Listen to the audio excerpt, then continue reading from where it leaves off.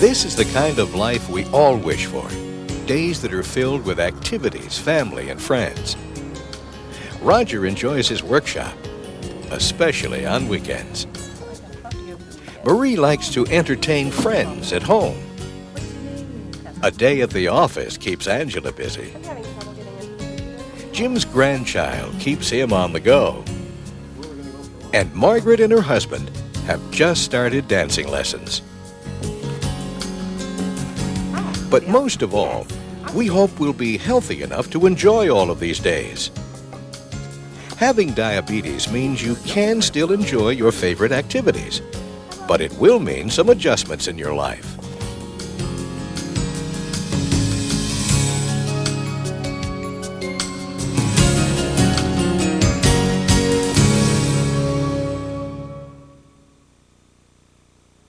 The treatment plan your doctor has recommended has two broad goals. First, to control the amount of sugar in your bloodstream. And second, to prevent long-term complications, especially in your heart and blood vessels. To help achieve these goals, your doctor may have prescribed medication along with a new meal plan and exercise. This program will focus on exercise, an easy-to-follow walking program that takes just 45 minutes a day. Make sure you get your doctor's approval before starting this or any exercise program. Hi, I'm Carol Greenberg. I'm a physical therapist, and every day I help people just like you get started on a regular exercise program. Regular exercise is important for everyone, but for people with diabetes, it's especially important to exercise every day because it helps keep blood sugar levels in control. If you haven't exercised in a long time, the thought of exercising every day may seem impossible. You may be caught in a cycle of not being active, so it becomes harder to get started. Of course, the less you move, the less you feel like moving. So I'm going to ask you to move, to stretch your joints, flex your muscles, stand tall, and get active. Then I'll outline an aerobic program that's easy, even if regular exercise hasn't been a part of your routine. People with diabetes can help control their blood sugar with aerobic exercises, which are activities that make you breathe in more oxygen and also strengthen your heart. But we're not talking about this kind of strenuous exercise. While this is one type of aerobic activity, there are other ways to fitness. Brisk walking is an ideal aerobic exercise for many people with diabetes. Nearly everyone can do it, and there are few risks for injury. And one of the great things about walking is that you can do it just about any place. In the past few years, many people have discovered the benefits of walking, and shopping malls like this one are happy to accommodate walkers. Before you start, it's important to take about 5 minutes to warm up your muscles. Cold muscles and joints can be injured more easily than warmed muscles and joints. Walking in place is one way to warm up. You might also try walking and twirling your arms like this. You should continue this for about 5 minutes. Once your muscles and joints are warm and somewhat flexible, you should spend another 5 minutes stretching. You might try arm stretches, then waist bends, then stretches for your calf and thigh. I tell my patients to hold each stretch for a count of 3 and to repeat the motion 5 times. Be sure to alternate between right and left or front and back. If you can't do them all at first, start slowly and build up gradually. Ask your doctor or diabetes educator for instructions on which stretches are best for you. Remember that while stretches feel great and can be done anytime, you should do them along with some type of aerobic exercise. Stretching will help you feel more limber, but it won't help keep your blood sugar in balance. Once you're warmed and stretched, it's time to start walking, and you have to walk briskly. Keep your shoulders back, your chin high, and swing your arms and legs.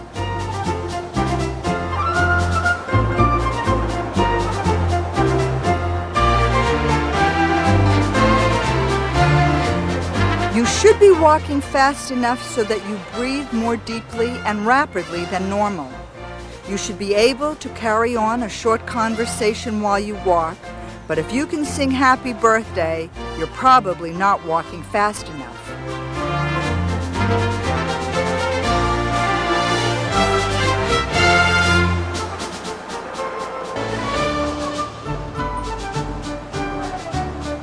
When you've walked for 20 to 30 minutes at a brisk pace, it's time to cool down. But don't stop abruptly. Continue to walk, but at a slower pace for about 5 minutes. This allows your muscles to cool down and your breathing to return to a normal rate.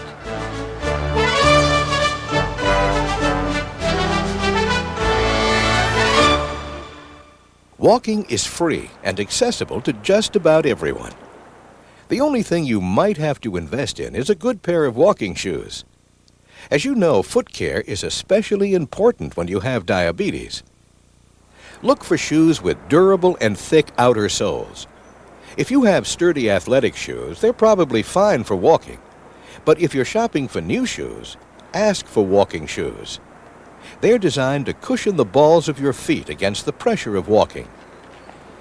Feet tend to swell throughout the day, so if you're buying new shoes, shop for them in the afternoon rather than the morning. And wearing cotton socks when you walk will help keep your feet dry and comfortable. You'll probably find the only hard part about walking is making the time for it every day. While mall walking is safe and comfortable any time of the year, it might not be convenient for you. So look for alternatives. If you work outside the home, pack a pair of walking shoes and walk during your lunch hour. Invite a friend to join you so you can motivate each other. Or if you can't get outside because of the weather, you can walk in place while watching your favorite television show. Or you might use a treadmill or ride a stationary bike or swim at your local gym or Y for aerobic activity. We said earlier that people with diabetes should exercise like this every day. That's because you're using exercise to help control your blood sugar level. When you exercise, your muscles need fuel for energy. They get this fuel in part from glucose, a sugar which is formed during digestion of food. Insulin is needed to take the glucose from the bloodstream into the muscle cells, where it can be used for energy.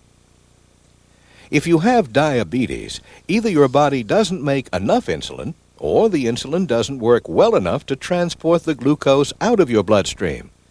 As a result, the glucose levels in your blood are too high. Some glucose is stored in the muscles. When you exercise, two things happen.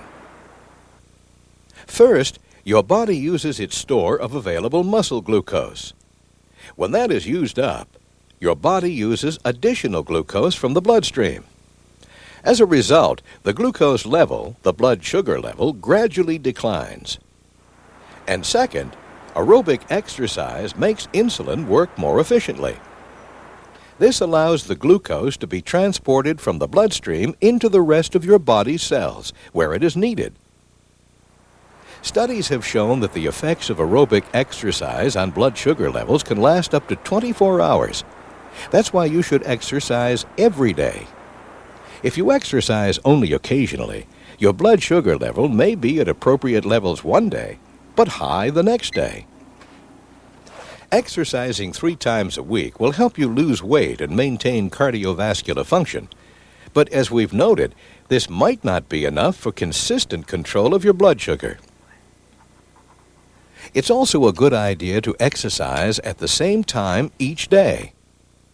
Of course, people with diabetes must take some special common sense precautions when doing aerobic walking or any exercise program. On extremely hot days, I drink extra fluids so I won't get dehydrated. And when it's very hot, I walk in the air-conditioned mall instead of outdoors. Before exercising, I check my blood sugar to be sure it's at the level my doctor recommends. Well, since I have diabetes, I always carry a snack, like hard candy, in case I have symptoms of hypoglycemia, which is low blood sugar, like weakness, shakiness, or dizziness. To be safe, I always carry a card or wear a bracelet saying I have diabetes. If you have certain other conditions, you should be aware of some additional risks. Discuss them with your doctor before beginning a walking program. Many times, a limited exercise program can still be prescribed. If you are overweight and if you have arthritis, there is a risk that you may aggravate the condition. Injuries to ligaments also tend to be more common among overweight people. Warm water exercises may be prescribed for you. In patients with certain types of heart disease, there is increased risk that exercise may bring about irregular heartbeat and other complications. A cardiac rehabilitation program may be prescribed for you. Get your doctor's approval before starting any exercise program. Start slowly, then gradually progress to higher levels of activity. Once you've gotten into the exercise habit, you'll enjoy many benefits. Your body will make better use of blood sugar. A regular walking routine, along with a new meal plan, can help you maintain your weight at an ideal level. You'll also reduce your risk for cardiovascular complications. Finally, with exercise, it may be possible to reduce your dosage or need for insulin or oral medications to control diabetes. I'm asking you to develop some new habits. It's really not hard to take 45 minutes for yourself every day, especially if you find an aerobic exercise you really like to do. We focused on walking because it's so easy and is especially good for those with diabetes.